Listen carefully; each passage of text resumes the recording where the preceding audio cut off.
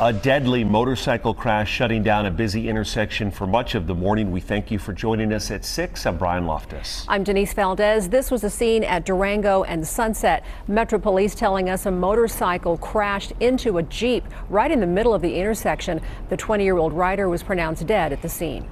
Now, deadly motorcycle crashes increasing this year compared to last year. 8 News Now reporter Brian Will live at the scene of this morning's crash with more on what is a growing problem.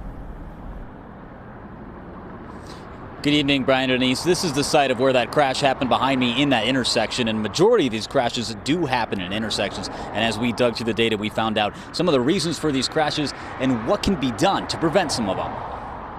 It just scares you. It doesn't make you want to be on the road unless it's completely necessary. As vehicles fly by on valley roads, the number of deadly crashes has skyrocketed, making it even more dangerous for vulnerable road users like pedestrians, motorcyclists, and bicyclists. This year is going to for sure top last year, especially in southern Nevada. And last year was the worst year we've had in decades. According to Aaron Breen with the Road Equity Alliance, that means we see almost one deadly crash a day statewide. The total number of deadly crashes this year is up 3% at 375 so far in 2024. 77 of those involve a motorcycle, which is up 28% this year.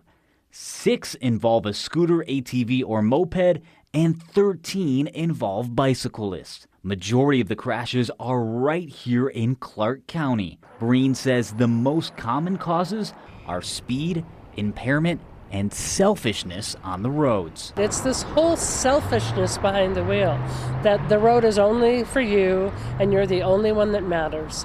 And if people would just back off of that and care a little bit about other people who use the road, no matter how they travel, we might be able to do something about these fatal numbers. While across the country, deadly crashes are down by more than 3%, according to the National Highway Traffic Safety Administration. They are crediting their safe system approach for the decline in crashes, which advocates for slower speeds, safer vehicles, and roads. But it still all comes down to human behavior. As a driver, it's not going to matter if it's your fault or their fault.